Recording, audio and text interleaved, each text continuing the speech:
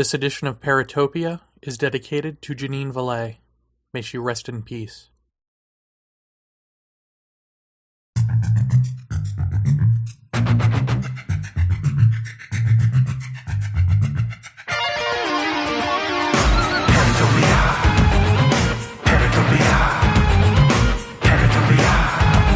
What the world is watching with their ears.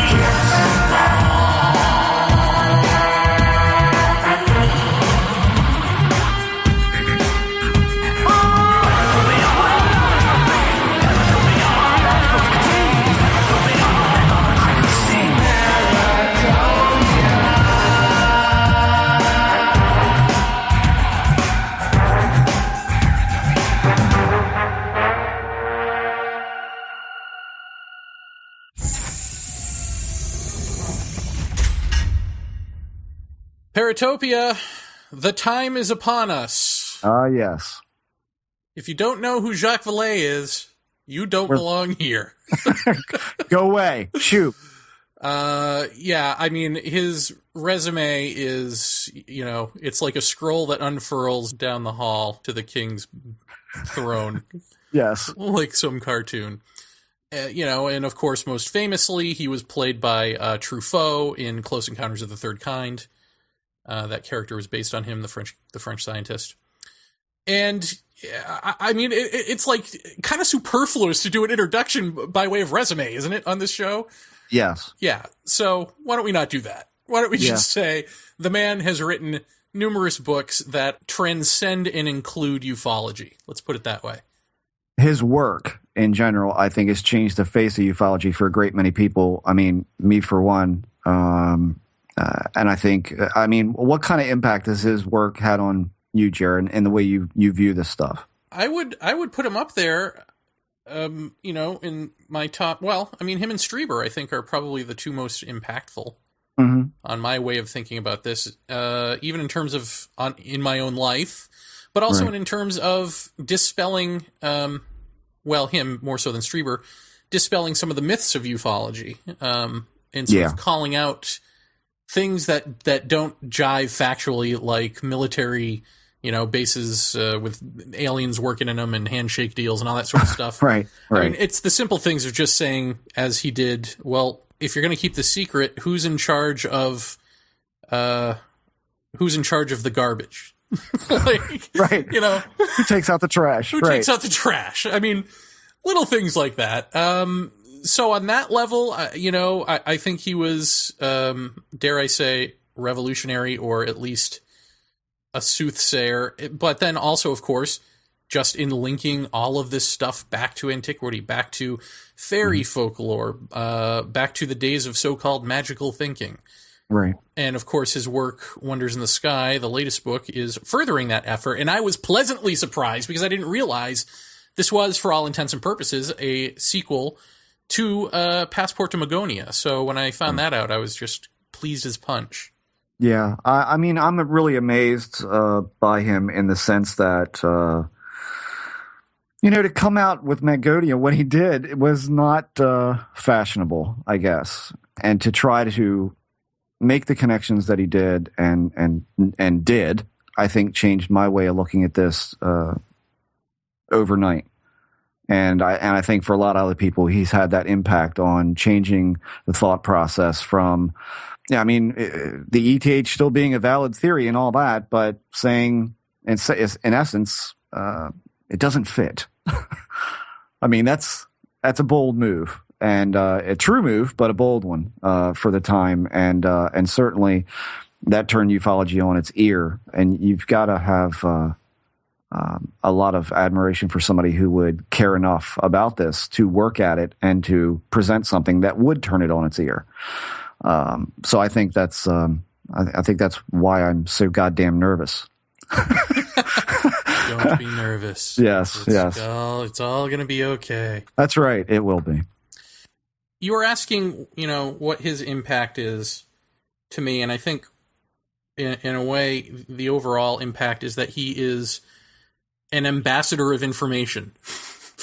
And what I mean by that is not just of different sorts of theories that we might not have heard of, different ways of looking at it outside of the ETH, but also in terms of, for instance, working with NARCAP, working with, I think it was NIDS, the Skinwalker Ranch people, going to Russia and researching with Russian ufologists and scientists.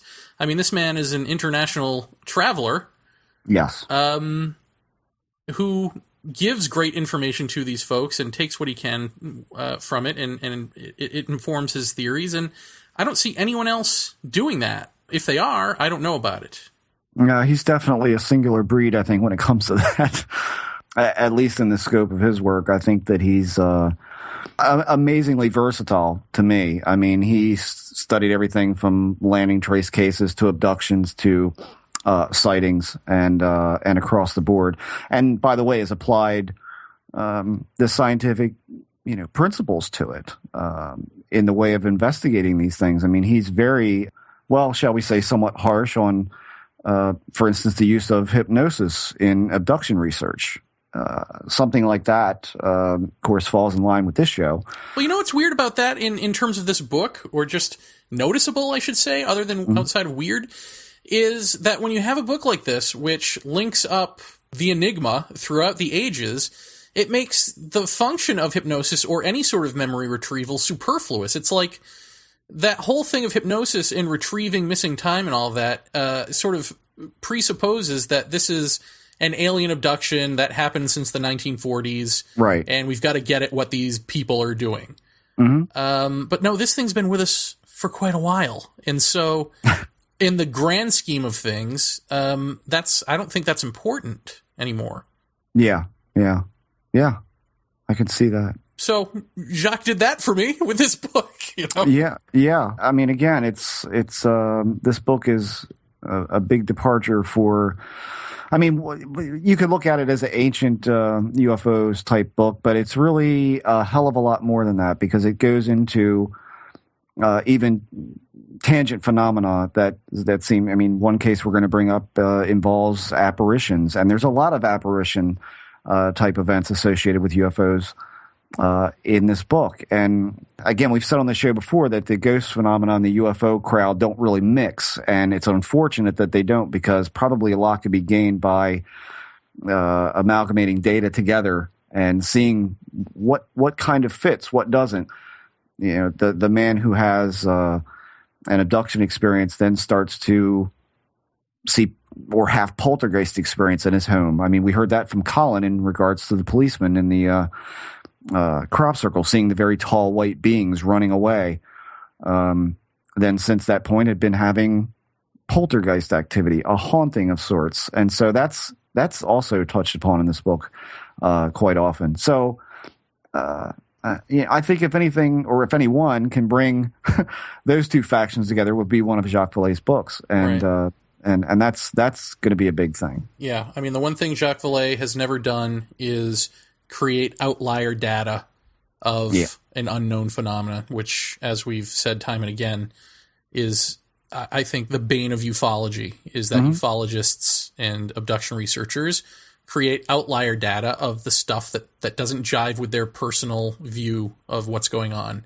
Right. And that's tragic, but it's also, isn't it amazing that Jacques is, I mean, he's not just someone that we're talking up here. He's someone who is, easily the most respected ufologist of our generation. Yeah. I mean, and yet, so why isn't it that the others are not, why is it that the others aren't following his lead as much as you would expect them to? And I don't know, it's just kind of odd and frustrating to me. But thank goodness we still have a Jacques Vallee still functioning in this, who hasn't slipped away and decided, you know what, I'm better than this. Yeah. Well, I think that looking back over his career, I think you can kind of see points where, I don't know, I'm going to ask him, did you get bored with this? How do you hang with this so long? How do you keep going? That's a hell of a good question, I think, to ask somebody in his position, because certainly a lot of people, I'm sure, became up in arms with Passport to Mangonia, and said, he's drawing these connections. And I'm sure on some level, it's for some people, that was a real slap in the face to their belief system that they concocted around this. And I think like everything else in this, Jer, I think it becomes a belief system and an ideology before it becomes about the data. And I think that's something that Jacques Vallee has always done, is to not make it about a belief system or ideology. It's been about, what are the facts? What is the data that I've got? How can I put this all together into this, some kind of cohesive read for people that they can understand the point I'm trying to make? And Mangonia was like a perfect keystone to that kind of book. Well, I think that's the perfect place to leave it. Here to talk about Wonders in the Sky, co-authored with Chris Aubeck, is Dr. Jacques Vallee.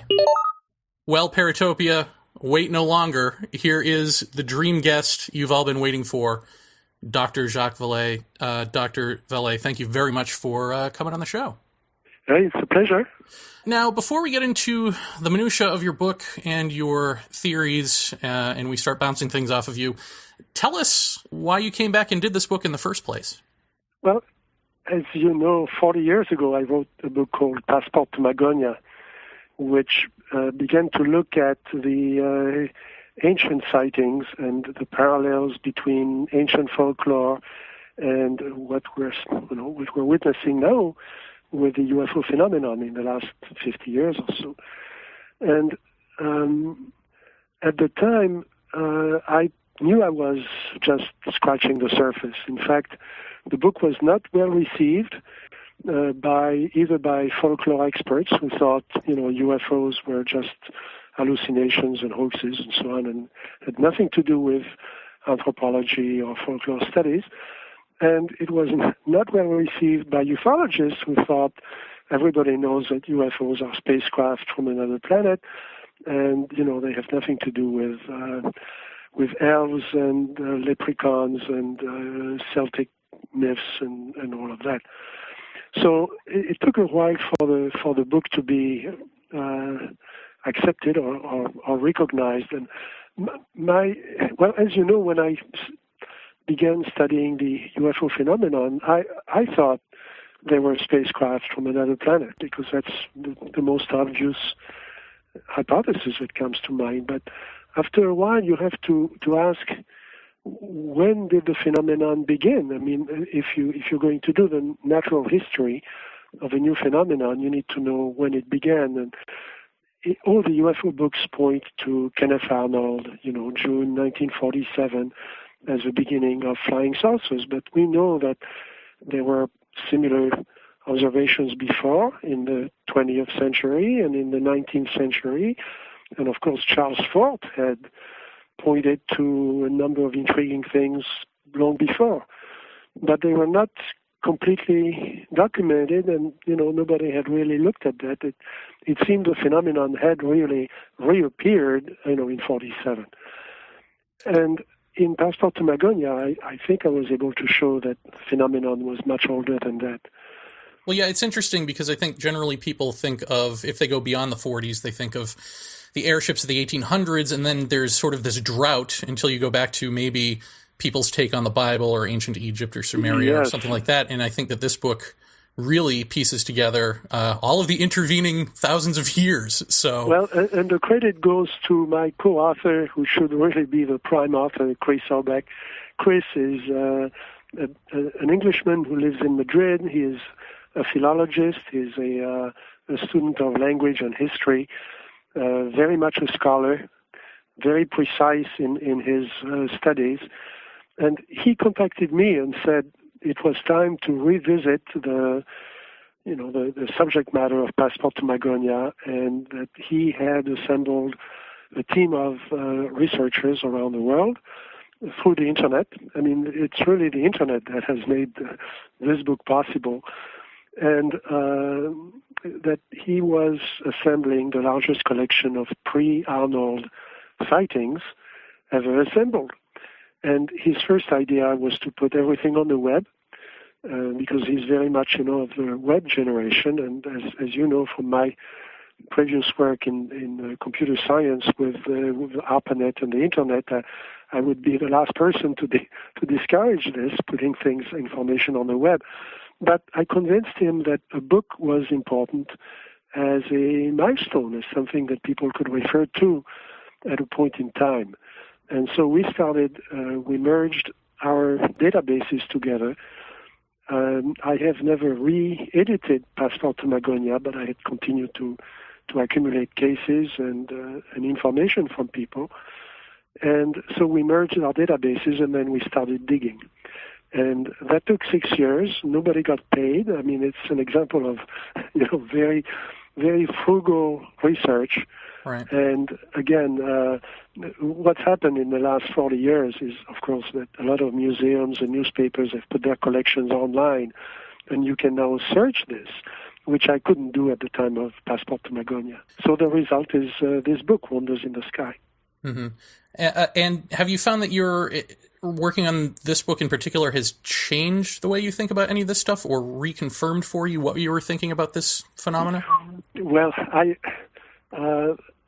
went into it, with a vengeance, because I knew, again, in Passport to Magonia, what I discovered was that I was scratching the surface of an immense, treasure of information, most of which I didn't have access to. And, I couldn't take 5 years off and go to every museum and every archive of local newspapers and so on. But now, again, through the internet, we can begin to do this. And yes, it has changed. Well, it has confirmed that there was a lot more material. And, we stopped at 500 cases, but there's probably, 2 or 3 times more that's available in archives, especially in countries where we have no easy cultural access, like Japan and China and so on, where some scholars will have to go back to their own libraries and their own museums to find similar material. So there must be a lot more. So we see this book, Chris and I see this book as a beginning, not as an end. Let us now turn our attention to that book as we ask Jacques Vallee questions based on passages from Wonders in the Sky. We now turn to the case number 84, The Bright Pearl in the Lake.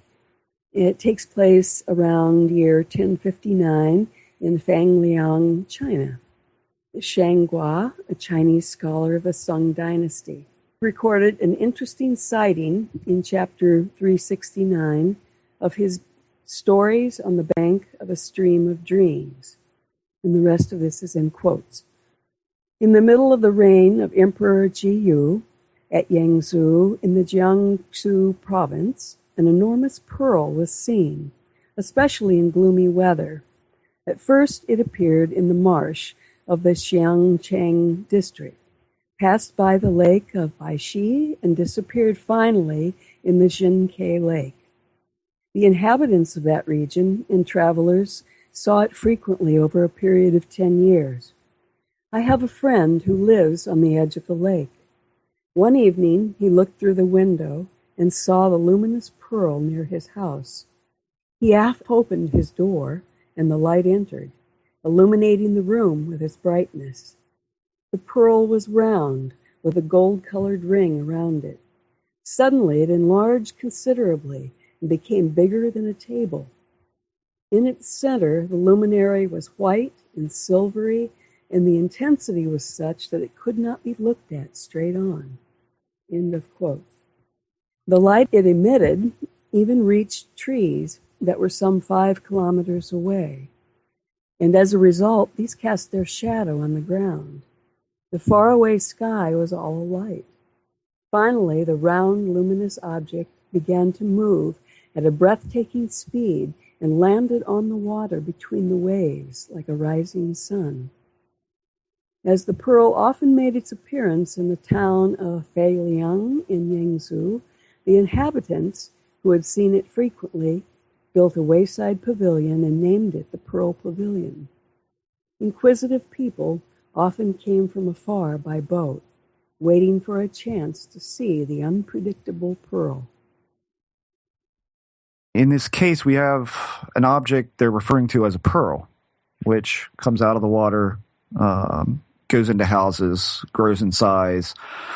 Pretty typical UFO hotspot area, as they would say in that place. To the point where the people of the town actually built a pier, if I'm not mistaken, in reference to the pearl. Now, it was written in there that this was seen, I guess, with some regularity over the course of a decade. So, in your opinion, as far as hotspots go, is this still a hotspot in that area to see the pearl? How long has it been since that's been sighted? I don't know. I'd love to go there. Yeah. I don't have much opportunity to do that. What's remarkable about especially the ancient Chinese references is that, of course, most people in the 11th century around the world were illiterate. They couldn't read and write. So the people who recorded this kind of thing were scholars. They were scholars, and being Chinese, they were also poets. So they use very sophisticated language to record what they've seen, and those are the ones that have come to us. So very often it's, of course, difficult to translate. For example, the Chinese, the ancient Chinese keep speaking of pearls and of dragons. Well, we don't quite know how that should be translated. You find dragons in many different contexts, including later on dragons that have wheels, for example. So, right. I didn't know dragons had wheels, and so this is just absolutely fascinating material. Now, this particular case comes from a book called Stories on the Bank of a Stream of Dreams. So you see the scholarship and the poetry of the author, but what he records is a historic event. I don't know. China has obviously changed a lot just in the last 20 years. I don't have any contact there. I don't know whether people in that particular area are even aware of this particular ancient sighting. Okay. Well, that kind of leads me into a tangent question, which is a hotspot for UFO activity. And I'm wondering what you see as the reason that any particular location would be a spot for repeated activity. That's a loaded question because it leads, of course, to as you know, it leads to the idea of, are there windows into, parallel universe or, a wormhole through which objects appear into our universe, or our part of the galaxy. They come from a distant star. I don't know. Okay. It would be many places, well, at least a few places around the world have been claimed to be hotspots.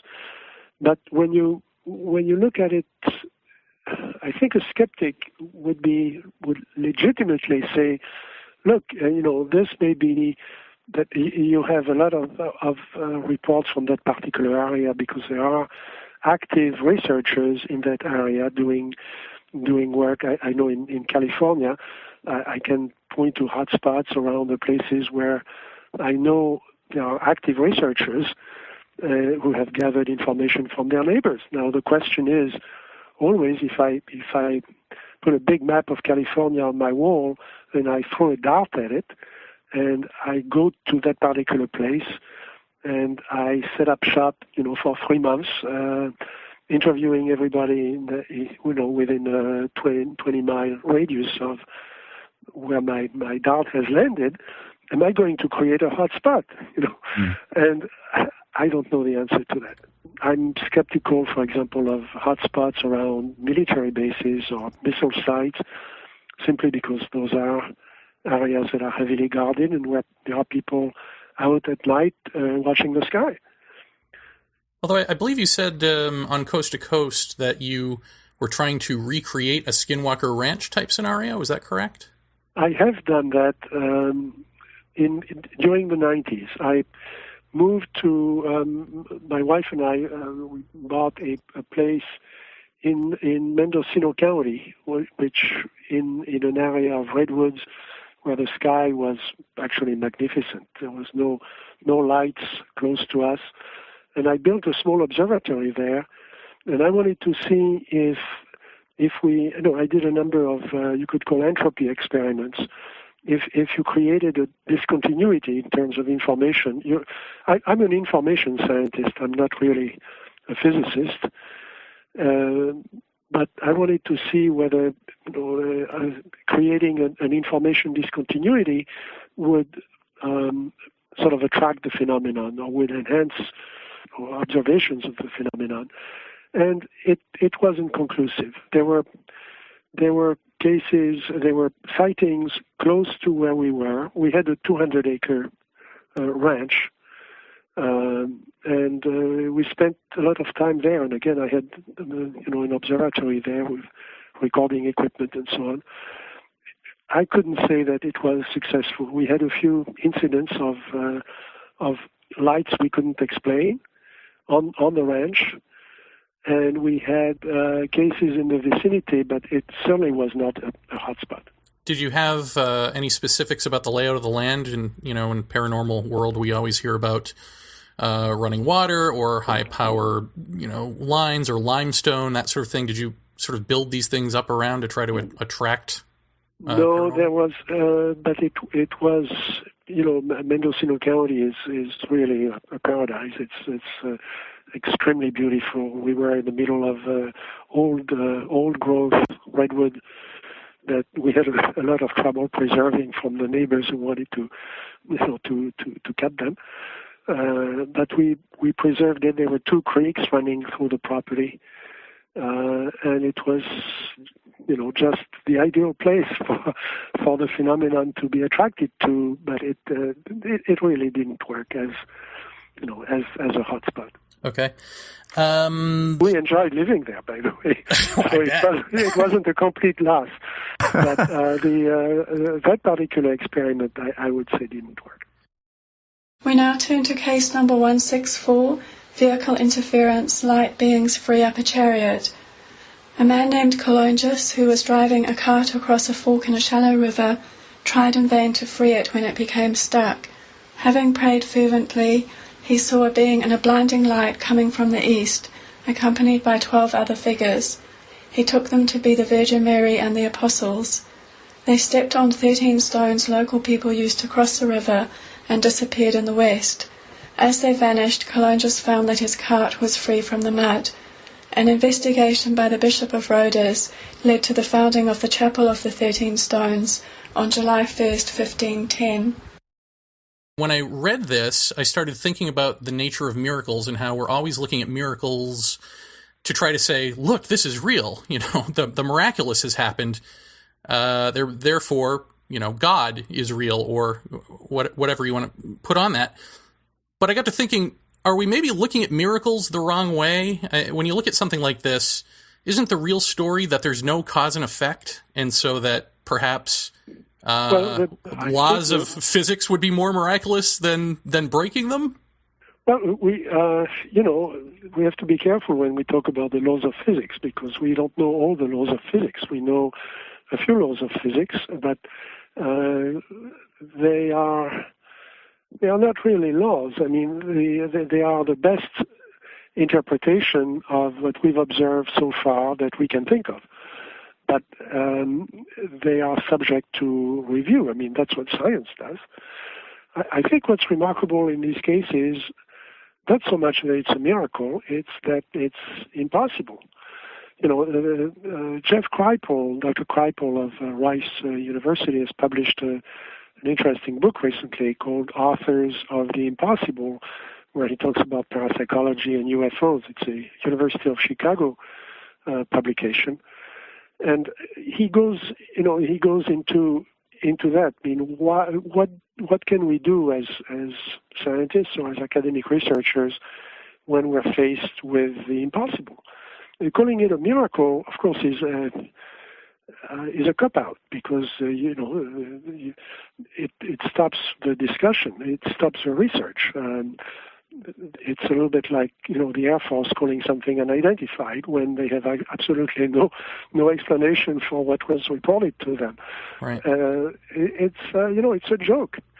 I think the impossible is different because the impossible is something you can research. It's a little bit like infinity in mathematics.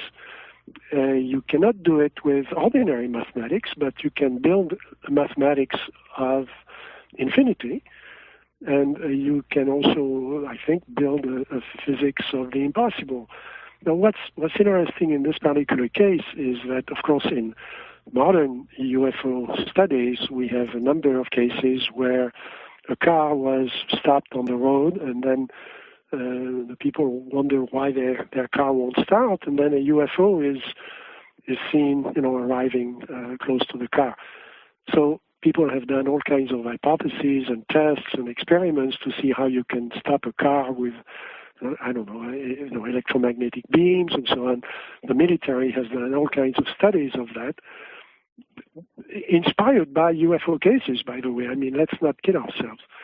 And the problem is that you have the same thing with bicycles and horses that are suddenly stopped. And of course, people who are suddenly apparently not paralyzed, but unable to go through an invisible barrier, or sometimes attracted by an invisible beam of some sort. So saying that this is just electromagnetic doesn't really do it. I mean, you don't stop a horse with an electromagnetic beam.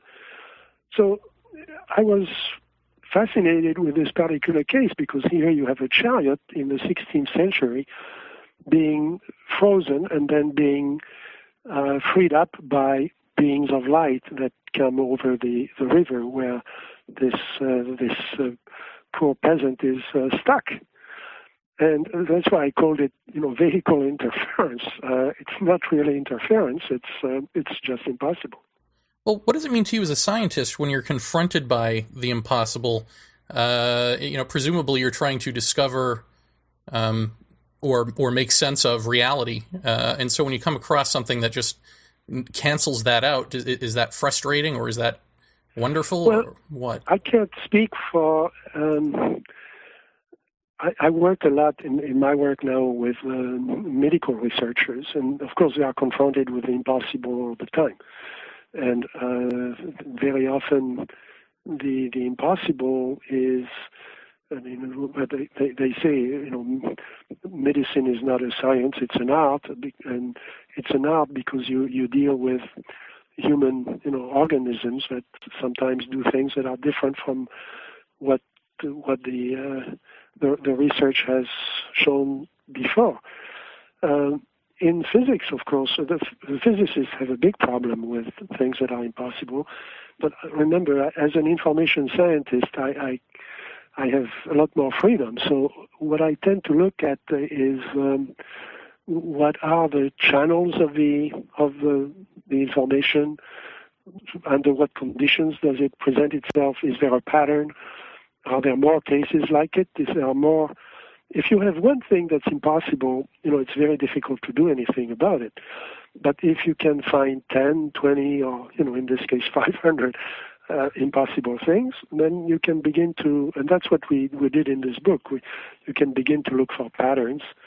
And patterns are the key to new knowledge. So, again, I think as an information scientist, I'm not too worried about this. There are, of course, things that are impossible, even in mathematics.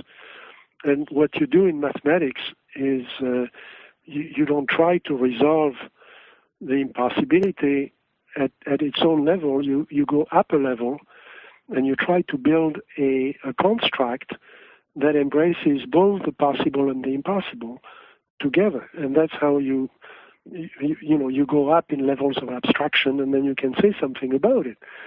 And I think that's probably what we need to do with UFOs, because just staring at it as a spacecraft really doesn't do it. And in the last 20 years, we've moved away from the idea that these were simply, in quotes, spacecraft. And yet the the methodology hasn't changed. I mean, people are still looking at, what's the propulsion system, and it's all well and good, but it doesn't deal with the real problem as far as I'm concerned. Well, actually, on that note, do you see that as Newtonian physics and the popular mind gives way to quantum physics, that actually the story is changing from aliens to interdimensional aliens? Well, Newtonian physics hasn't been replaced by quantum physics. It has been replaced by general relativity. And general relativity is in contradiction with quantum physics when it comes to the nature of gravity. So to be a physicist today, you have to believe two completely opposite things, which is, I guess, definition of insanity. But in science, it's acceptable. And something will emerge from that that will transcend both of them. And again, I'm not a physicist. I'm very encouraged by the position taken by a number of physicists these days, like Dr. Michio Kaku, who has spoken about other dimensions and the physics beyond Einstein and so on, and has had the courage to speak openly about the fact that the UFO phenomenon could give us an insight maybe into structures that have more than 4 dimensions. Now we turn to case number 88. Drutskaya and Polotskaya in the Ukraine, first reference to the Devil's Hunt. A common theme in ancient folklore refers to mysterious sounds in the sky, reminding terrified people of the passage of dozens of men on horseback, riding at full speed with their dogs and their servants, leaving enormous destruction behind. In this particular account, the phenomenon first appeared in Drutskaya as a great sign, quote, like a very large circle in the middle of the sky, unquote. That summer, the weather was very dry with numerous forest fires and many deaths. In Polotskaya, people heard great noises in the night, seemingly of devils galloping along the streets. Later, they manifested during the day on horseback, but the only visible part was the hooves of their horses. Another version of the text, Radziwill's, suggests that the people of Polotskaya are devoured by the dead, showing ambiguity between the deceased and demons. It is related in the Provetst Vermenia let, usually referred to as Nestor's Chronicle, or the Chronicle of Bygone Years. The following text was extracted by Ioannis Delianis from the Laurentian Codex, which includes the oldest version of the Provetst Vermania let. The text reads, Year 6600. Note, since the creation of the world in 5500 BC. This year there was a very peculiar prodigy in Polotskaya. At night a great noise was heard in the street. Demons ran like men, and if someone went out of his house, he was hurt right away by the invisible demon with a deadly wound. No one dared to leave his house. Then the demons manifested themselves on horses in plain day. They could not be seen themselves, but only the hooves of their horses. They also hurt people in Polotskaya and in the neighborhood. So it was said, there are ghosts killing citizens in Polotskaya. These apparitions began in Drutskaya. Around the time a sign appeared in the heavens, a great circle was seen in the middle of the sky. I found this one particularly interesting, at least from what we've talked about on this show in the past. We've got an object in the sky formed as a circle. However, what seems to be more prevalent in the case is apparitions of men on horseback. However, only in the daytime do they see that these things on horseback, the only thing visible is the hooves of the horses. On this show, over the course of the past, I'd say 2 years, we've seen and heard a lot of accounts that seem to have some sort of connection between the UFO and what would be labeled as ghost phenomena. Now, aside that they're perceived by human beings, is there, in your opinion, a definitive connection between those two phenomena? I want to answer carefully because this touches on some research I've been doing very recently. 10 days ago, I was in Utah with Professor Salisbury. Frank Salisbury wrote a book in the 70s called the Utah UFO Display, which was talking about a hotspot, in the Uinta Basin. And I had gone back in the 80s back to that place to interview people and to meet with researchers there. And I just went back there a week ago with Dr. Salisbury. That's an example of an area where you do have exactly the same thing. You have UFO phenomena, abundance of UFO phenomena, most of them dating back to the early 70s or mid-70s. Not a lot of objects described as physical objects, the typical, quote, spacecraft UFO, but a lot of light phenomena, orbs and other very evanescent light phenomena behaving in very, very strange ways, and very strange entities, very strange beings. So, of course, that's exactly the question that we are struggling with when I review the notes from this trip, again, which was just a week ago. Is there a connection between the entities that are described, or typically the skinwalker, which is very rich in American Indian lore, and the lights, and the UFOs, the typical UFOs, material UFOs that leave traces and produce electromagnetic effects and so on. And you have all three in a very small space, sometimes described by the same people. Now, that's, I could almost argue on the two sides. I could argue that the entities are a phenomenon of its own, and that the UFOs are a phenomenon, of its own. But it's very uncomfortable to say that because, again, they are often seen by the same people in the same place. They are co-located. So I'm struggling with it. I don't have a good answer to that. Well, I noticed that in the course of reading this, like from the year 1000 to 1500 AD, there seems to be this strange coincidence or consistency across the board in the way of references to the number 3 months, 3 lights, 3 beings. And I know even in my own experiences, as well as some other people we've spoken to, that there's some sort of preoccupation with the number 3 in regards to this. Do you have any idea, or have you noticed this at all in your work over all these years? I couldn't say that, but then I haven't looked for that. I stayed away from because that kind of coincidence, could be just that.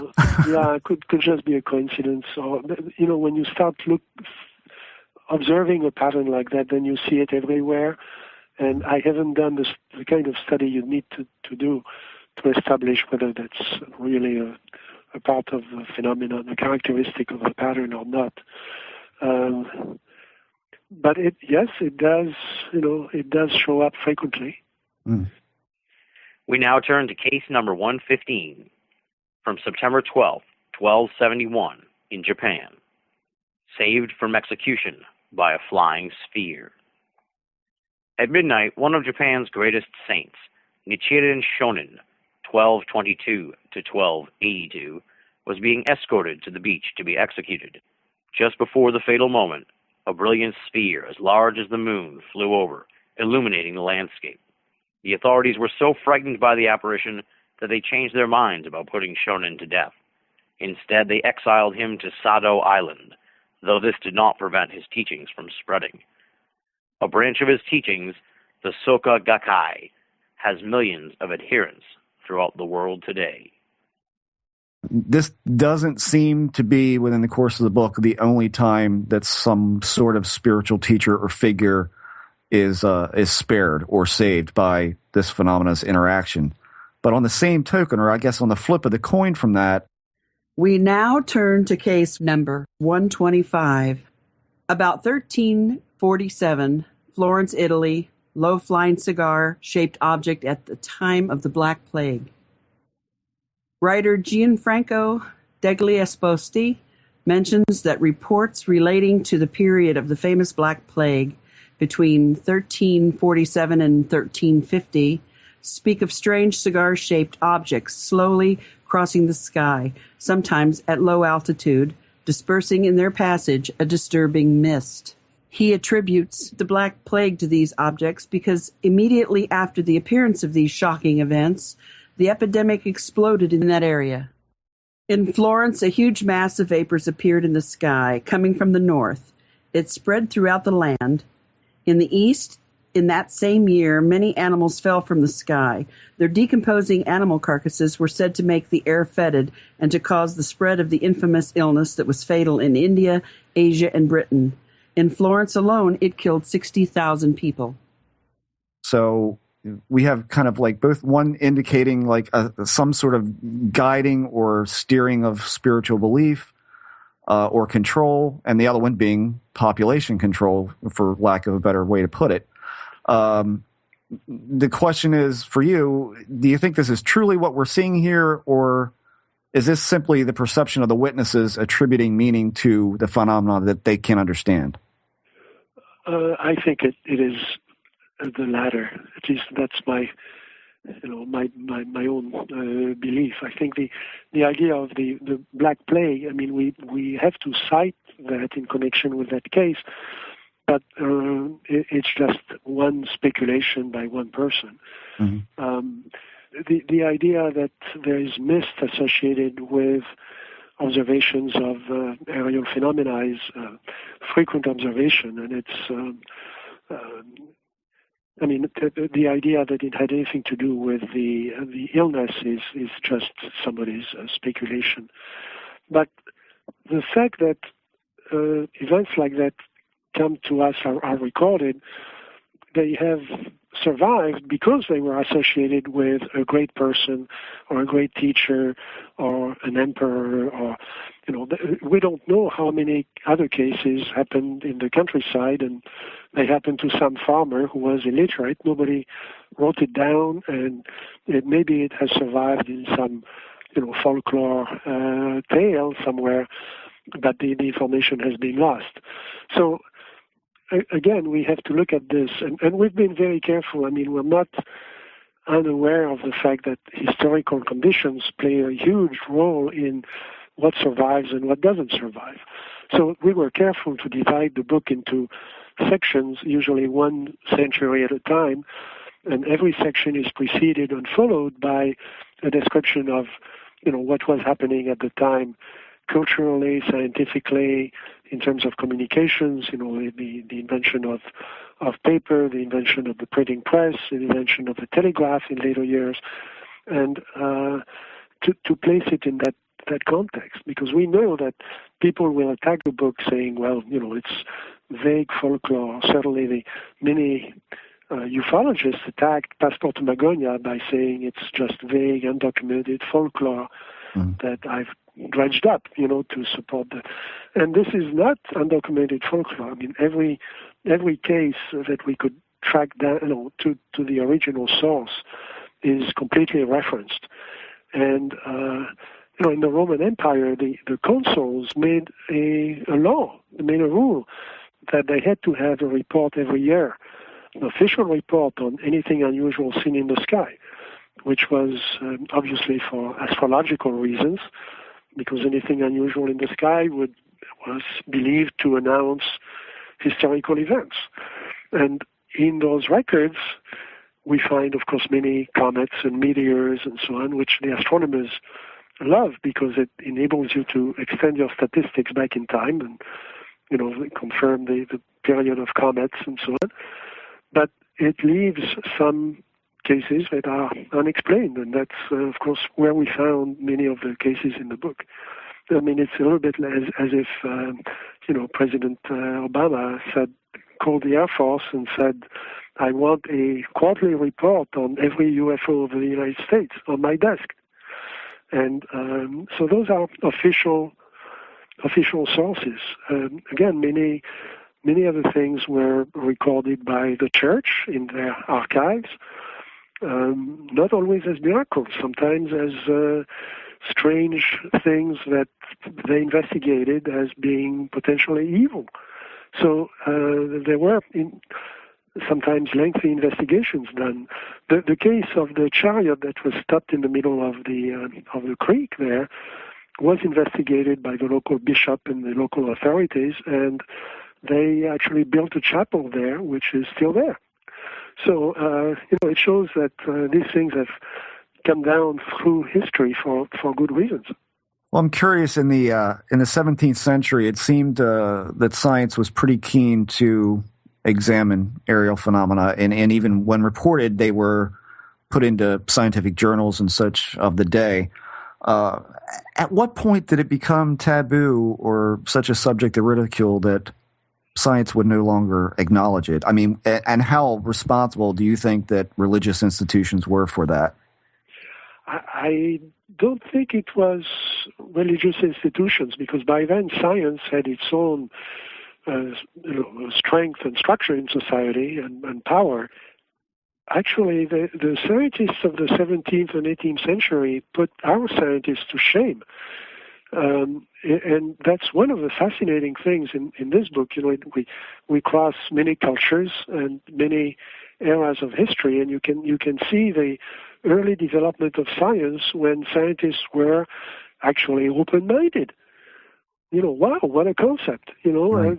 That you'd look at the sky with an open mind, and you would record anything unusual that you saw there. And you have some of the greatest names in astronomy and physics actually on record observing unusual aerial phenomena that are still unexplained. Messier, Lagrange, Cassini, all these people, the Secretary of the Royal Society in England and so on. These were heavyweights. Cassini observed an object that seemed to be in orbit around Venus. He did not publish it until a couple of years later, when he saw it again, and then he published it. A number of other people saw it, but it's no longer there. Well, what was it? I think to answer your question, the turning point may have been Vulcan. The planet, there used to be a planet called Vulcan in the solar system. It's not, we don't need it anymore, so nobody talks about it anymore. It was needed because, Le Verrier, who was director of Paris Observatory, had made brilliant calculations on the perturbations of Uranus and predicted that there would be another planet further away that he called Neptune, and he computed where it should be, and astronomers looked for it and found it and confirmed his calculations. So this was a great triumph of mathematical deduction or induction to actually unveil the existence of a planet in the skies. I mean, this was one of the great triumphs of science. So there was another planet that was acting strangely, and that was Mercury.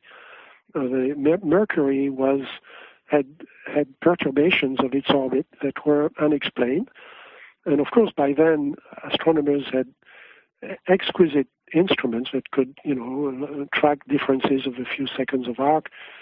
And there was a need for a theory to explain the perturbations of Mercury. So Le Verrier thought, well, I'm going to do it again. I will compute the orbit of a planet that would be between Mercury and the Sun to create these perturbations. So he did the calculations and predicted the existence of the planet, and then he called on professional and amateur astronomers. There has always been a cadre of semi-professional amateurs who were very well equipped, were very well trained, but were not professional astronomers. They were, doctors or physicists or teachers or something else. But at night they were looking at the sky. So he called for them to send him any observations of an intramercurial planet. And there were two ways of finding one. One was to look when Mercury was in the sky. And of course, usually when Mercury is in the sky, the sun is in the sky. So it's very difficult to observe. But if you're very careful and you can shield part of the sun and so on, you can look for such an object. The other way, which is a lot easier, is during an eclipse. And there were about 25 good observations that he selected among all the observations that he was given. So based on those observations that were, again, from both professional and semi-professional astronomers, he computed an orbit and decided that there was this planet he called Vulcan. The problem was that when they tried to see it again, it wasn't there. Okay. But they found other things. So the good observations by skilled astronomers kept accumulating, and he kept recomputing his orbit for Vulcan, and they kept looking for it, and it was never there. In 1905, special relativity was published by Einstein, and it explained the perturbations of Mercury by the mass of the sun. And then nobody needed Vulcan anymore, so they swept all these observations under the rug. Well, we've gone back and we've unearthed these observations. Again, they were part of mainstream astronomy at one time, and now since nobody needs them, they've been deleted from the astronomy books, which I find, it's, I'm not crying cover up, but, there's something wrong with that, especially because whenever there is an eclipse of the sun, there is some astronomer somewhere who sees something that shouldn't be there. So, maybe there is a Vulcan somewhere after all. We now turn to case number 140. In the evening, a Hungarian merchant, Peter Tagliamento, was leading his herd of cattle to Bassano del Grappa. As he came to an area of thick brush close to Castel di Godego, he realized he had lost the way. All around him were only shadows, the woods, and deep silence. In despair, Peter started praying, and suddenly he saw a great light. Still trying to realize where he was and what was happening, Peter saw a young woman of great beauty, who told him how to get to the roads towards Bassano, but requested that a chapel be built at that place. She planted a cross in the earth as proof of her visit. Peter found his herd and reached the leaders of the community of Godego to fulfill the mandate he had received. At first, no one believed him, but they found the cross planted in the woods. This convinced them, and they decided to erect a chapel where people came in solemn processions. Well, Jacques, I'd like to ask about the phantom women who seem to appear quite a bit and are often associated with the Virgin Mary. I have a few questions about that. One is, do any other religions outside of Christianity see her, interpret her on their religious level, and then build a temple where she stood? I am no expert on on comparative religion. These women, usually referred to as ladies, tend to appear out of a sphere of light, which is why, we haven't included a catalog of observations, for example, of the Virgin Mary in the book, because and this was, you have to realize that the book is the product of some tension, very healthy tension between Chris Solbeck and myself. I was tempted to include observations of beings, for example, beings of light and so on in the book. Chris made the point that if we do that, it's going to be 5,000 cases, not 500, and we really should focus on cases where there is an aerial phenomenon that's unexplained. So if there is an unexplained aerial phenomenon, and then there is a being of light or other, then it's okay.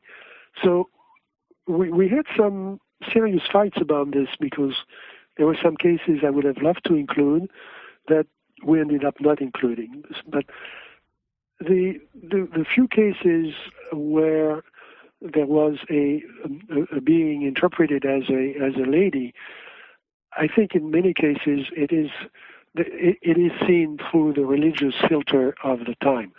Very often, I'm tempted to say what happened is somebody was traveling through a forest, came to a clearing. In the clearing, there was a sphere of light.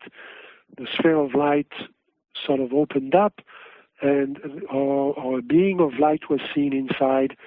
And of course, when the story is told the next day in the village or in the town, it becomes, a lady of light.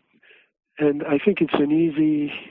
By the way, that's what happened at Fatima. I mean, at Fatima, which is not included in this book because this book stops in 1879. Fatima was in 1917. But before the so-called miracle at Fatima, 2 years before, the children had a number of observations of a sphere of light. And out of the sphere of light, or inside the sphere of light, there was a being of light that they called an angel. And they actually said prayers to that angel. And there were some very interesting psychological phenomena in connection with that. This was 2 years before the so-called apparitions of the Virgin at Fatima. And we tend to focus on the miracle itself because that's what most of the books talk about, the miracle for good or bad reasons. But I'm interested in what happened before. And the reason we included these cases was that it all started with an object or a sphere of light again. Well, let me tell you. I'll tell you what I'm interested in, and you may not even have the answer to this, but it just seems odd to me that in the Catholic Church, women play a passive role, a sexist role, and yet here's this woman, or what they interpret as a woman, and they assume it's the Virgin Mary, and then they build a church or a temple there. Have you ever asked anyone in the church why they would do that? Where's Jesus in all of this as opposed to Mary, and why would they assume that it was a force of good as opposed to a demon playing a trick or something along those lines? Have you ever asked anybody? Oh, I think there are tons of books about that. But every religion, I mean, in a way, and I really shouldn't answer that because I'm not, here it's a pretty deep question of course, of comparative religion. But every major religion has a goddess. Think of Isis, think of, the Mithraic religion and so on. There is usually a goddess that balances. You have to have an equilibrium in the, deity and or in the divine level, and that equilibrium is given by that figure of the goddess. Again, think of Isis. Usually she is the mother, and usually a virgin mother of an entity who goes on to be one of the great teachers or one of the great figures within the Trinity or within the structure of that religion. So in that way, the Virgin Mary is very typical. She is another goddess, if you want, in that tradition. She has, of course, in the religion today, she has a very specific role and a very powerful role, contrary to the idea that women are secondary. Women are not secondary. Think of all the saints that the Church has recognized. So I don't know what a Catholic scholar would say about this, but obviously an observation like this. Let's go back to the raw observation. Somebody going through the forest sees a globe of light and a being inside the light. It's usually that being is not clearly seen because the light is very powerful. So the being looks like it has robes, it has white robes. It's very easy to go there from there to saying it's a woman, it's a lady. Remember Guadalupe, a lady clothed with the sun. And when the story is told, certainly in Western Europe, it would obviously have been seen through the filter of a religious filter and interpreted as an apparition of Our Lady. But we have to ask the question. Now we turn to case 202, 15 November 1572, Romersville, Switzerland, a farmer's abduction. Hans Bugmann, a 50-year-old Swiss farmer from Romersville, had gone to Sempach, a nearby village. When he failed to return, his wife sent out their 2 sons to look for him. The boys found their father's hat, coat, and gloves. They also found his saber and his sheath lying on the path. This frightened them, and they suspected that Klaus Buchmann, their father's cousin, who had for years been an enemy to the family, could have murdered him. The authorities had Buchmann's property searched in vain. 4 weeks later, the family received news about Hans Buchmann's whereabouts. He was in Milan. On 2 February 1573, 2.5 months after he disappeared, he came back. His wife and children were astonished to see that he did not have a single hair on his head, his face, or his chin. His face was so swollen that they didn't recognize him at first. When the authorities learnt that the man had returned, they interrogated him, as so much trouble had been caused to Cousin Klaus. The town chronicler, Renward Sysat, 1545 to 1614, was present at the interrogation. Buchmann explained that on the day he disappeared, he carried money to pay Hans Scherman, the owner of the Romersville Inn, to whom he owed 16 florins. Sherman was not at home, so he decided to go to Sempach on other business matters. There he stayed until dawn, drinking something, but very little, and then set off for home.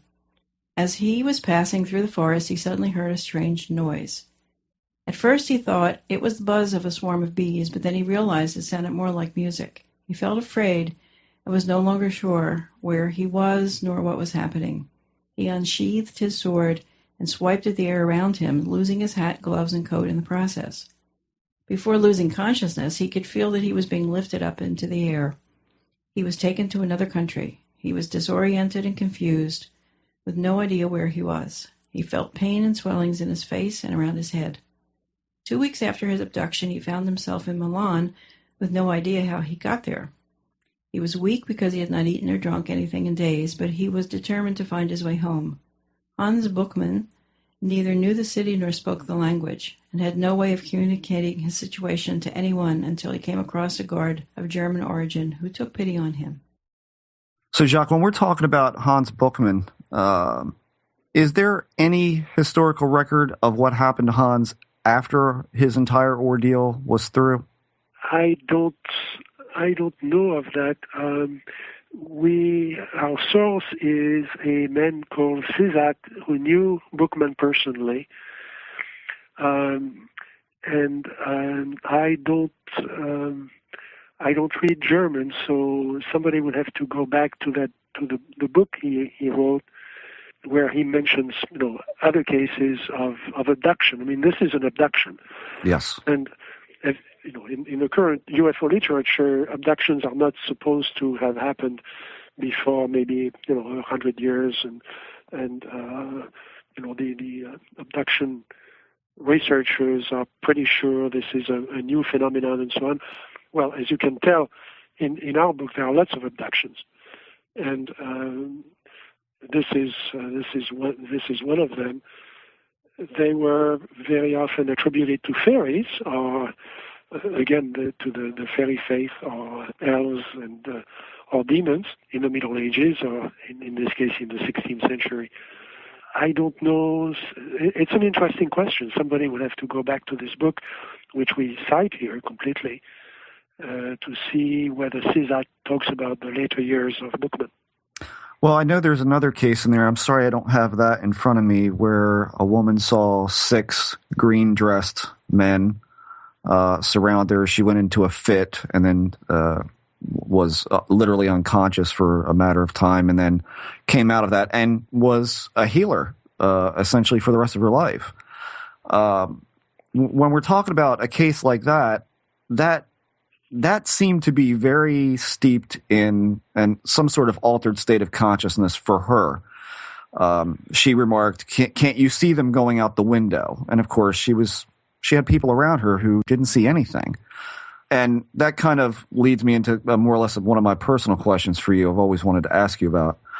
We've talked a lot on this show about Terence McKenna. And I know that from listening to one of his lectures online that you two apparently shared a stage at one point.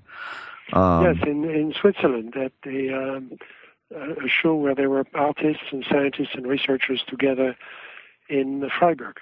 Okay. His outlook on the whole UFO phenomena and altered states, we've talked about a lot. And as far as his shamanic practices and psychedelic compound investigations, I guess you could call them, do you think he was onto anything in that direction? Absolutely, yes. If only because by looking at observations or perceptions that you can have, I mean, UFO witnesses, when they are close to the object, tend to go into an altered state. I mean, that's certainly one, what has been called the X factor. Or there is a distortion of reality. So to the extent that Terence was exploring other distortions of reality, I think that's relevant. I mean, we need to know a lot more about the extreme perceptions. Of course, the idea that some people see these beings or see objects and other people don't. You should remember again at Fatima there was such a thing. The children saw something the crowd didn't see. The crowd saw something that was different. And of course, one of the children had what she interpreted as a communication with a very definite being. That's what in Celtic lore is called the second sight. And there are recipes for gaining second sight, and there are people gifted with second sight, still today in Scotland and Ireland and other places. So it's something that has been recognized for a long time. So yes, I think whether that happens in normal perception or whether it happens under psychedelics or under other forms of altered state, I think that's completely relevant to the problem. Yes, I should say that it's a tangential. I mean, the exploration of visions and trips with hallucinogens and so on is something that I've stayed away from, simply because these people go to interesting places and they certainly describe interesting things, but they can't go back to the same place twice. So as a scientist, I'm tempted to say it's anecdotal, and they probably would disagree violently with me. But I've never done that kind of experiment, simply because I think whatever brain nature has given me has its own limitations, and I want to explore reality with this particular brain. But it's legitimate research. One thing Jeff and I talk about a lot on the show also is that we see that this phenomenon can sort of mirror however you feel about it. So if you think it's aliens, it'll show you aliens. If you think it's demonic, it'll show you demonic. One, do you agree with that? And two, if so, do you find any cases in antiquity where people have experienced that? Very difficult to answer that for the ancient cases, because again, they come to us through a filter. Somebody recorded the story. Think of the story of Ezekiel. I mean, Ezekiel is a classic abduction case, but the book of Ezekiel was written about 7 centuries after Ezekiel died. So what we have is a copy of a translation of a copy of whatever was written at the time, was recorded at the time. So we have a series of filters, and it's very difficult to go back. Of course, as we get closer and closer to today, and certainly when you get to the 17th, 18th, 19th century, you have much greater precision. So, no, I think there is something we can say about that. And do you think that we're getting any closer to the origin of any of this phenomena, or do you think that that is even realistic, or perhaps it's a sort of a perpetual dangling carrot getting us to keep asking questions? No, I think we are making progress. The fact that we now have an indication, and in this book we don't propose any theory or any hypothesis. The material is too broad and far-reaching for us to express any hypothesis, except that it does seem to be the same phenomenon. And if it is the same phenomenon, then we really have a problem. But in a way, when you have a mystery, when you have a little mystery in science, you're in trouble. But if you can expand the mystery and make it a big mystery, then it's a lot easier to handle. When you have one photograph of a galaxy, you're really in trouble. But when you have all the galaxies photographed by the Hubble telescope, then you begin to have a science. And it's the same here. As we explore this phenomenon more, deeper in terms of present documentation and ancient documentation, and begin to see the patterns emerge, it's becoming, first it's becoming more and more interesting. The reason we worked so hard on this for 6 years, Chris had already worked on it for about 2 years before he called me, or contacted me by email, actually. The reason we did all this work is that we just fell in love with the material. It's just incredible.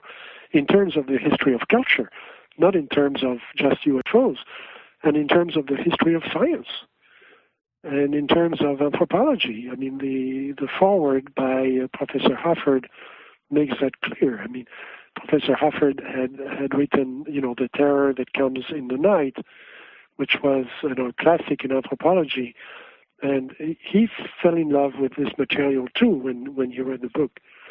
And again, I think we're just at the beginning, but it's going to be a very interesting trip. We now turn to case number 157. 13th August, 1491, Milan, Italy, summoning the aliens. 7 men appeared before philosopher Fazio Cardano, in his study. According to his son Jerome, the story left by his father, a mathematically gifted lawyer and friend of Leonardo da Vinci, read as follows. When I had completed the customary rites at about the 20th hour of the day, 7 men duly appeared to me clothed in silken garments resembling Greek togas and wearing, as it were, shining shoes. The undergarments beneath their glistening and ruddy breastplates seemed to be wrought of crimson and were of extraordinary glory and beauty. Nevertheless, all were not dressed in this fashion, but only 2, who seemed of nobler rank than the others. The taller of them, who was of ruddy complexion, was attended by 2 companions, and the second, who was fairer and of shorter stature, by 3. Thus in all there were 7. They were about 40 years of age, but they did not appear to be above 30. When asked who they were, they said they were men composed, as it were, of air and subject to birth and death. It was true that their lives were much longer than ours, and might even reach to 300 years' duration. Questioned on the immortality of our soul, they affirmed that nothing survived which is peculiar to the individual. When my father asked them if they did not reveal treasures to men if they knew where they were, they answered that it was forbidden by a peculiar law under the heaviest penalties for anyone to communicate this knowledge to men. They remained with my father for over 3 hours, but when he questioned them as to the cause of the universe, they were not agreed. The tallest of them denied that God had made the world from eternity. On the contrary, the other added that God created it from moment to moment, so that should he desist for an instant, the world would perish. What, in your opinion, is the reason why, and I know why is not a productive question to ask, but why is there no coherency in a lot of these statements or a lot of the verbiage that comes out of this phenomena, coming from the phenomena itself? What do you think that's about? It's a fascinating story because it's related by, of course, one of the shining minds of the 15th century, great mathematician, great physicist, or natural philosopher, if you want. What's very interesting is that the two selves, these two entities who are before him, these two aliens, if you want, disagree.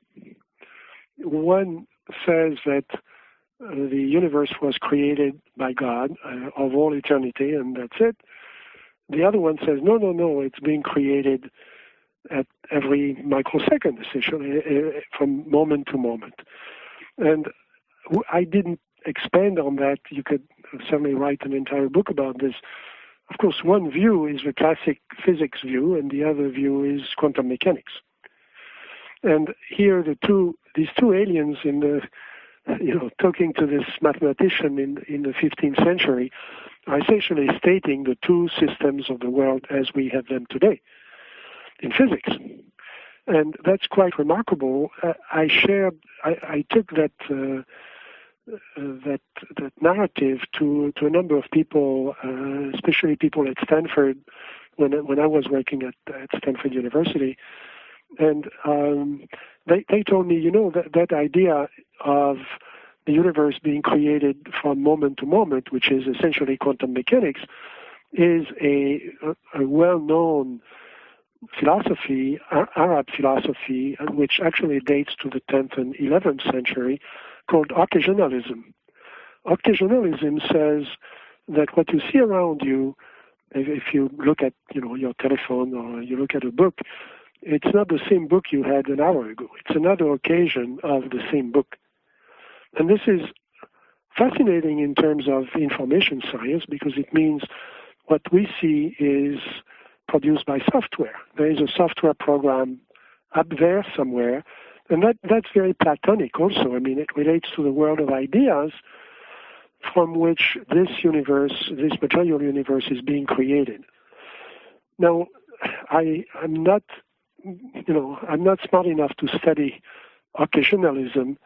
I've tried, and it's very difficult. I think it would help to be able to read Arabic to begin with, and to go back into these ancient texts. But of course, a lot of our science comes from there. Comes from the Arab philosophies of the 11th century that were inspired in part by the Greeks, by Plato, and so on, and that was saved during the Middle Ages and the Dark Ages in Europe, when the church was essentially censoring any science.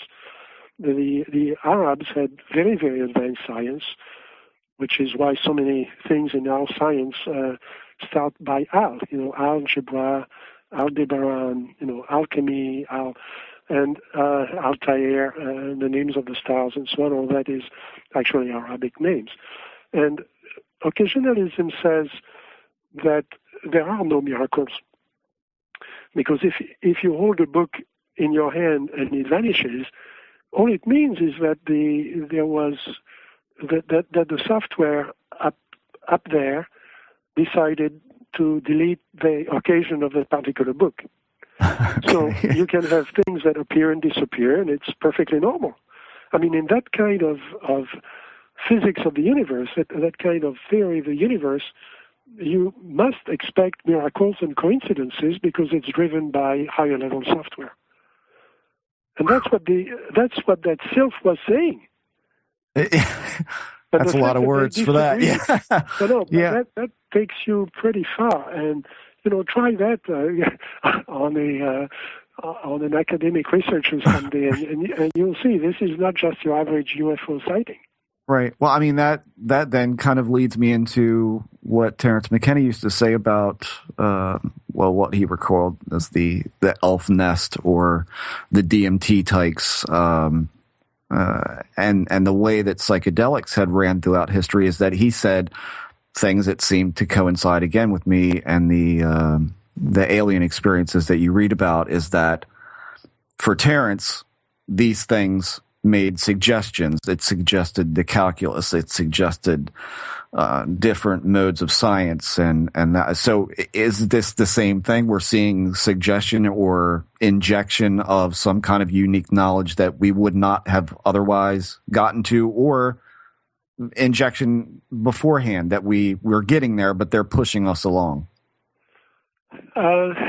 It's tempting to say that. I had a brief discussion of that with Margaret Mead in the 70s. And you did? Yes. Wow. No, she cited one of my books, Challenge to Science, at one time, because obviously it's relevant to anthropology and to history, the history of culture. Even though academic researchers have ignored all that material, but they're beginning to wake up that this is pretty basic. I mean, it's pretty fundamental.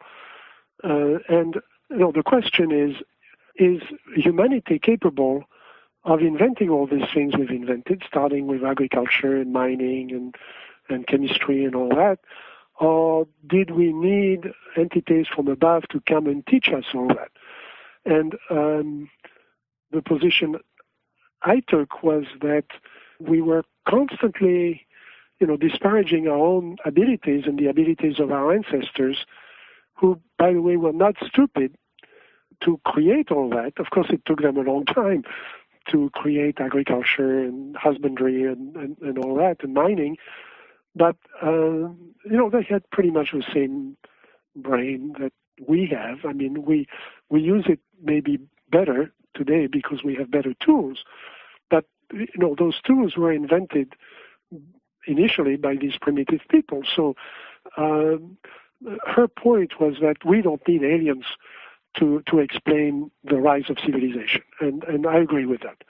Of course, it's tempting to say, yes, but when they're observing things that led them to imagine tools and imagine theories as we do today. And I think absolutely. I think that's why I think the UFO phenomenon should be very important for physics, because it gives us an existence theorem for things in physics that are far beyond what we can do today.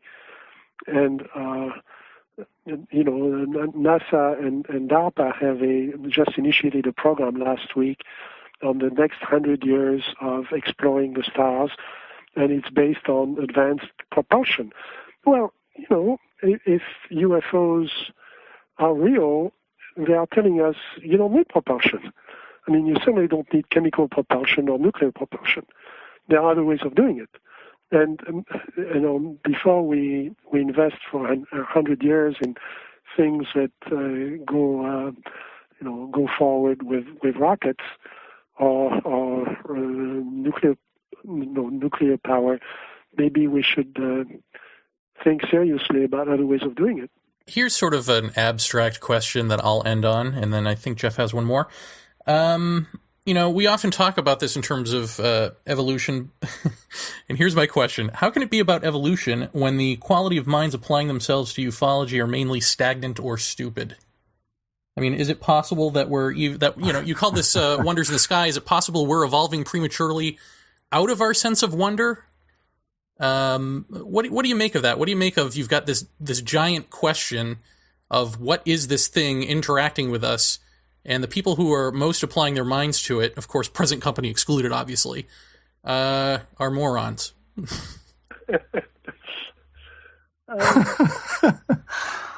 Yeah. No pressure. No, I think you're really unfair. I think that the people who are, as you say, applying their minds to it are a cross section of people who have have had the courage to recognize that there was something unusual there, and maybe studying it fulfills a need in their life. It certainly did for me.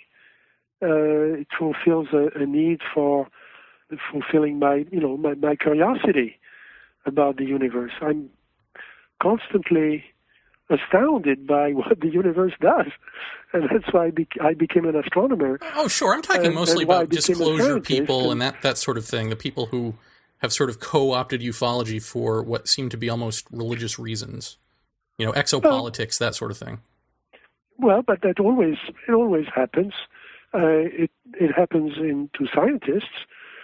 Scientists, they go into astronomy because of curiosity and wonder, and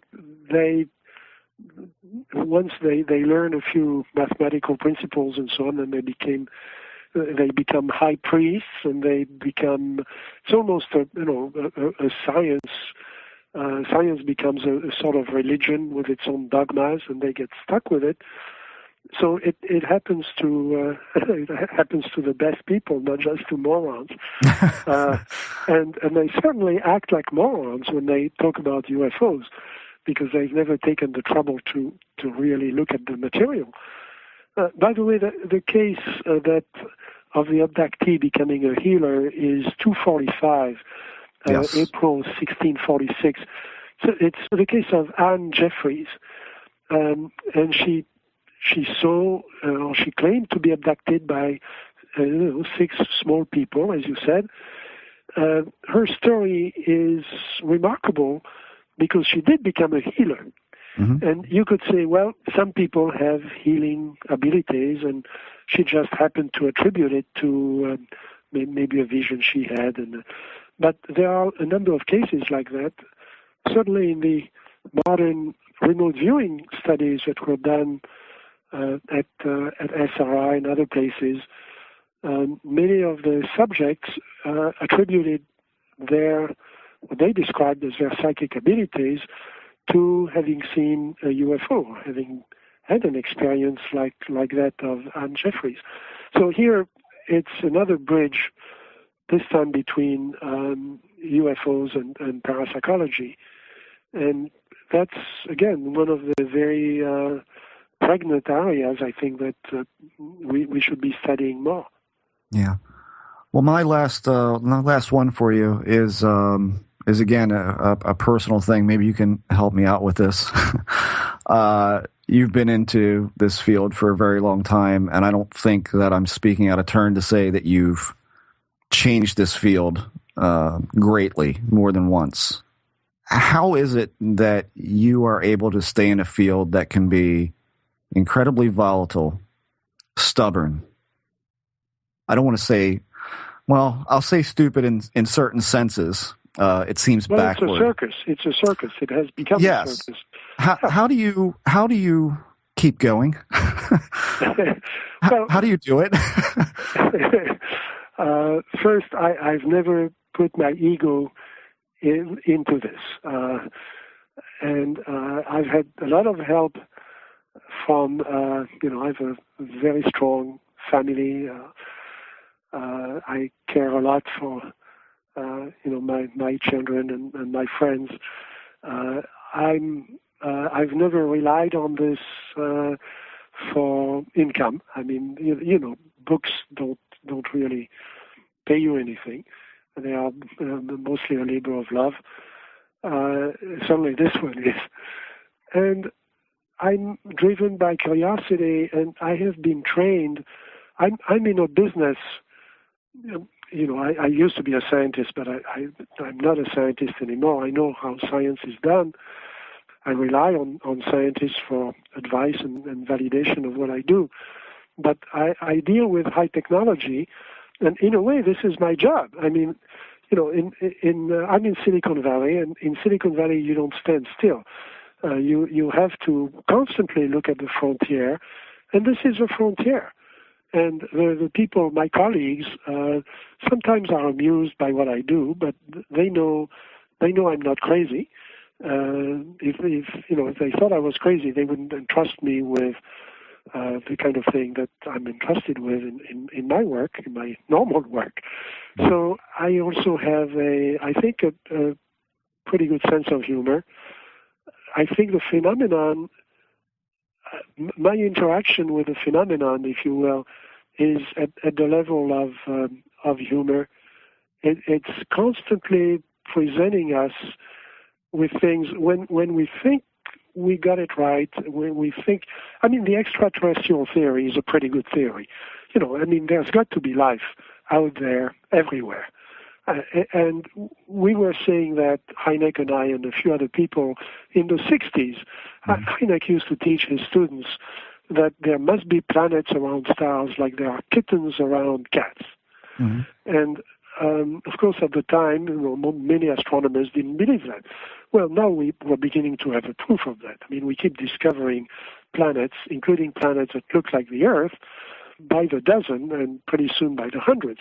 So there's got to be life out there, and it should be able to, life and consciousness, and it should be able to interact with us. The problem is, when you start looking at the facts, that theory doesn't explain the sightings. And I've spent a lot of time talking to people. Just a week ago, I was in the middle of the field in Utah talking to farmers and ranchers and people who had seen those things. They didn't see spacecraft. Some of them did see things that looked like spacecraft, but they did things that certainly are beyond any theory of spacecraft we have. And I think that's where we can begin to do some good science. So that's what drives me. I'm not selling any theory. I'm not giving public lectures and so on. I'm not, I have a day job that keeps me busy. But in my day job, I apply the same principles of, just trying to be very precise and try to document things. In my business, we call it due diligence. I'm allowed to be wrong because everybody is wrong from time to time. Certainly scientists are wrong much of the time. But I'm not allowed to be naive. If I'm naive, I should be fired. And so I apply the same principle to this business. I try to look at the facts and not take them naively. Well, so it's essentially, I think, what I said some time ago, which is to put your head down and just do the work, as opposed to, I think Jeremy and I can't speak wholly for him, but I think we've both kind of taken this stance of can't really clean up ufology. I think that was kind of our thing for a while, is that we thought we could do some good and to change something. Or at least make something more critical, and that doesn't seem to work. So the answer is, what we've decided to do is just kind of buckle down and plow. Well, I think it's all right people have naturally invested a lot of their emotions into. And I think our book. That's one of our conclusions in the book, that this phenomenon has always done that. Throughout history, it has influenced belief systems. It has influenced religions. You could say every religion, because it's not recognized for what it is. So that makes it even more powerful. It's always just beyond the threshold of impossibility and the threshold of perception. So it has had an enormous influence, and it still does. The fact that it's not recognized by the academic culture is remarkable. It's maybe its major characteristic that you have these thousands upon thousands of observations by normal people, and it's not recognized anywhere. You cannot publish an article in a scientific journal about it. It will be rejected out of hand just because it's associated with this phenomenon, and that's where its power comes from. And sure, people are going to invest their belief system and their emotions and their ideas and into it, and that's normal. Oh. It's always happened. And I think that's one of the things that emerged from the study that we've done. It's one of the things that kept Chris and me going. Well, Jeremy, did you have anything else? No, we've already gone past the hour, and so thank you. Of course, do I have anything else? I have 1,000 more questions. Are you kidding me? Me too. But Jacques, I just want to say, it's very rare that we get to end by saying it's been an honor to speak with a guest, but it has truly been an honor to speak with you. So thank you. Well, the pleasure is mutual. I really enjoyed your questions, and they were very perceptive. And again, I think this book is going to be the beginning of something. This is Ted Phillips, and you're listening to Paratopia.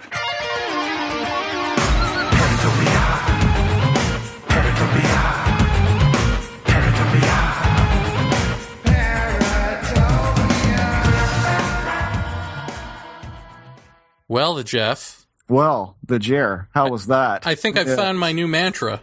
It's okay to be wrong. It's not okay to be naive. That's right. There you are. There you go. There's our dream interview. Round 1 of hopefully more. Yeah.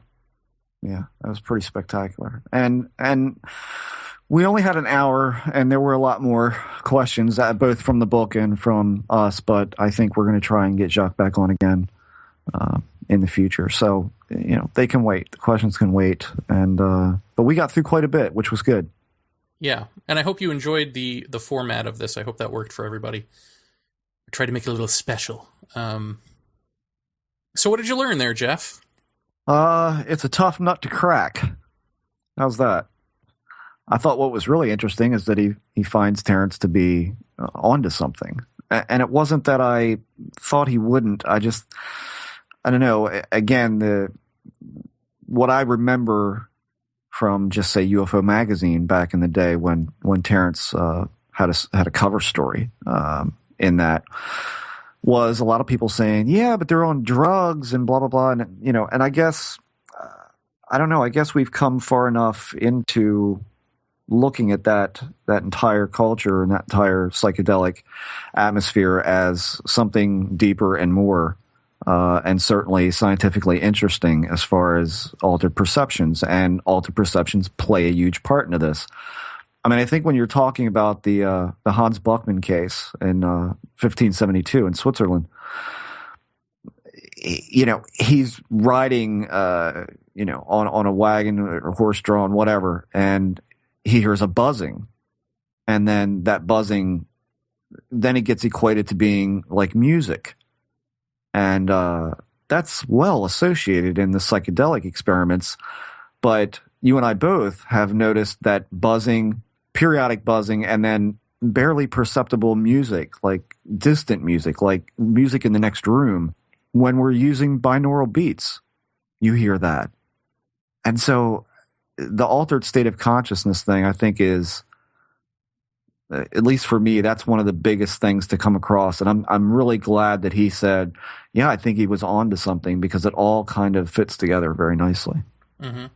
I'll tell you, I found the Vulcan planet lecture very interesting. Yeah. And especially in terms of these photos that we keep seeing now of a disk near the sun or in front of the sun, and everyone says, what is that? Right. Now, of course, we don't know that that's a planet or something, but it certainly gives one pause, doesn't it? Yeah, absolutely. And I was watching a documentary last night. I'm pretty sure it was on the UFO thing, but I was back and forth in reading this book and trying to get prepared for tonight. I think it was an astrophysicist saying, we may not know everything, but we know a lot. And I just kind of stopped me dead in my tracks. I'm like, really? We do? I don't think we know a lot. I think we know a lot for us. In terms of knowing a lot, how do you measure a lot? We know a lot. I think that could be said for a lot of science, is that, yeah, we know many things, but now it seems with this kind of break from standard Newtonian physics, I think we're getting into the deeper aspects of everything. And so therefore science is being constantly questioned now, which I think is a good thing. But certainly, I mean, I found it interesting that in the book way back in the day, science was genuinely interested in this. They were open to discussing it and to analyzing it and to speaking to witnesses and getting them to draw these amazing etchings that are also in the book. that's stopping. Just it's like you talk about, where did we break from knowing this was all real to not knowing, or to suspecting that it was all hokey nonsense? Like, where is that break? Well, where is the break with science? I'm sure there's more than the Vulcan lecture between that break. There's probably a lot more. And I don't know, from what I've read, just by the notion of the woman that we spoke of, who became the healer after her abductions, she was imprisoned for that. I mean, that was witchcraft and sorcery. And so how much did religion play into demonizing this whole thing? Not recognizing the other, averting your gaze when you would see something strange, not talking about it under fear of penalty of death in some cases, or being accused of being a witch, that sort of thing. So, how does that all kind of figure in? I think that could be when we lost that part of knowledge. But I'll tell you, if you all pick up the book, a couple of interesting things in there just visually to walk away with is that we have case number, 1554, look it up, Salon de Provence, France. Nostradamus reported an object. And then you skip ahead a little bit to 1561 in Nuremberg, Germany. And when it's in the book, we see exactly the same arrowhead-shaped object depicted in etchings. And so, you talk about the phenomenon maybe not being an objective reality, maybe being visionary. I don't know. When I see things like that separated by miles and years and different people, and yet they're drawing the same object, I thought that was incredible, that same object, I mean, just precisely would show up in the same type of etching as, attributed to some sort of celestial event. Yeah. Well, do you get any sense of whether or not they attach the same meaning to it as well? No. I mean, in general, if you go through this book and you read the language, these are always equated to terrible visions or horrifying visions. Certainly the Nuremberg, Germany case is the sky was awash in discs and balls and rods and arrowheads. I mean, the etchings from that are pretty spectacular. If that was indeed, if we were standing there in that time, what they saw. I mean, hell, it even goes into an object that Michelangelo painted that he saw. And once again, the dangling carrot rears its ugly head because that painting is now lost / or stolen. Either way, we ain't seeing it. So that kind of dangling carrot, or just enough to make the interest lie, happens, and then nothing. So that dangling carrot, you're going to find that throughout this book, I think. I don't know. I go back again to that cigar-shaped objects dispersing the mist, that then these people saw this, and then it seemed to be a precursor to an outbreak of the plague.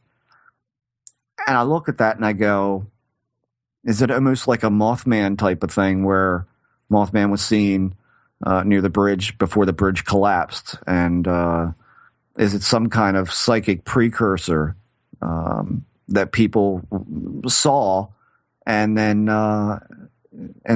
this was not the reason for the outbreak, but rather it was the precursor visionary event to the outbreak? Yeah. I mean, I don't know. Well, here's a question that all of this brings to mind, too, is back then, whenever then was, I mean, when people were all about nationalism and, fighting for their country and all of that, then is this phenomena or phenomenon, I don't even know if it's plural anymore, but whatever, the enigma, is it responding, in the way that we talk about the more you give, the more you get, or it becomes your expectation? Is it doing that on a societal level in these big sightings, because that's the way the people at the time thought? They didn't really think about themselves as much as they thought about doing for the country, or for the clan, or for the people? Wow, that's a damn good question. Yeah, I should have asked that to Jacques, huh? Yeah. What are you asking me for? You dope. I mean, that might explain why people are seeing, for instance, large battles in the sky and things like that, that we're not seeing today. Well, I mean, what's really interesting when you look back, I mean, I'm looking here for a case that I actually had written down to ask Jacques about, but there's this odd disconnect of the manifestations that people say, and I'm just calling them manifestations because I don't know what other category to put them in. On one hand, we have literally men in the sky with armor on and swords and shields in chariots, soldiers marching, men standing next to an altar, and so on, versus spoked wheels, crosses, pillars, rockets even, and other more or less iconic UFO representations of that. But yet, both of them seem to exist more or less throughout history together. I was going to ask him, is this only mankind's perception of the phenomena, just as today we have cases where two witnesses both report an odd event, but one's description is completely different from the other? I mean, could that be what that is? If you read through the book, you'll see, in particular, the Arabian rocket, which there is an etching of, and I forgot to ask him about this, but if you get the book, you'll see there are 3 crescents on the side of this alleged rocket. And the bottommost crescent, if you turn the page, or you even look at it the way it's orientated on the page now, that bottom crescent is, for all intent and purposes, a scythe. There is a large handle, and there is a smaller secondary handle. And my wife, looking at it, she brought up a good point in that, is this possibly a representation of a silo and grain being of the harvest, and the scythe falls in line with the imagery there? Or by the same token, is it symbolic of something else? I mean, and they do make a good point in here, is that these etchings often were reproduced over and over and over, and sometimes used for other purposes. So we don't actually know if that's an accurate representation or not. But certainly the Nuremberg etchings, those are very, very well known. I'm sure if you guys look them up and see them, you'll recognize them immediately. They've been shown on TV a billion times. But I can't think of one case other than the case of the folks up north from me seeing the tractor trailer floating over their barn. I mean, that's certainly not a craft of some sort, or that's definitely akin, I think, to a person standing there, or it's still not a UFO. It's a different object. It's a current time object. So that I'd put that in the same category as the men in the chariots and the battles going on and all of that. So I don't know how prevalent is that today. I honestly don't know. I've not heard a lot about that. Yeah, and going along with that would be dragons is another thing that sort of pops up all over the place throughout history. And does that stop with airplanes, or were there any early pilot reports of dragons? Wouldn't that be interesting? Right. I mean, I seem to remember some time ago that somebody somewhere, I mean, don't quote me on this, but I remember it sliding across my desk probably 10 years ago that some man was photographing very strange serpent-like objects in the sky. Whether anything ever, I guess nothing ever really came of it, or we'd know about it. But I mean, again, when you look in the back of the book, there's an entire section, and I'm just leafing through it now to find because this kind of answered your question regarding dragons. Well, he says that a lot of that stuff could have been misidentified tornadoes, right? Right. But obviously, I was assuming that he wasn't talking about the cases that he included in the book. Right. I mean, there's a big section in the back called Sources and Methods, where they go through what made the cut and what did not. And probably for every 10, only 1 made the cut. So that's how discerning they were with this book. And when you read it, you can certainly tell that. I mean, a lot of these things are very compelling. And frankly, when there are graphs in the back that show things such as the frequency and as a function of the time of the day in hours from 1 a.m. to midnight, and they give you a chart of the frequency of cases is within a duration of time. It's really thorough and also broken down into geographical status. So it's a great book. And I think he's right. I think, in the back of the book, they're talking about, we hope that people will use this model on a larger scale and go further with this. And I really hope that they do. It's certainly got me interested in looking farther back than, our typical modern age of ufology, which seems to be, well, the pool seems to have been pissed in a little too much. And this seems a little bit better. It seems to be a little more stringent and a little more distant. And yes, you could apply any number of celestial events to some of this stuff in the book if it weren't for the descriptions of what the people saw in such detail. That's the part that kind of swayed me over from looking at these very old cases as opposed to our modern age of this.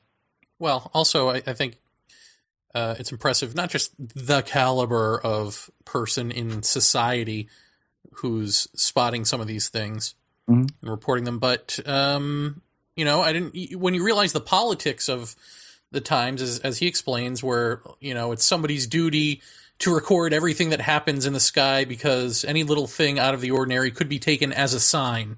Right.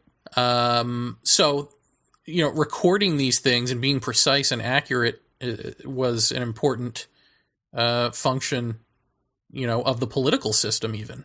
Yeah. In a way that it isn't today. So I find that fascinating. I didn't know that. Yeah, yeah. I had wanted to ask him more about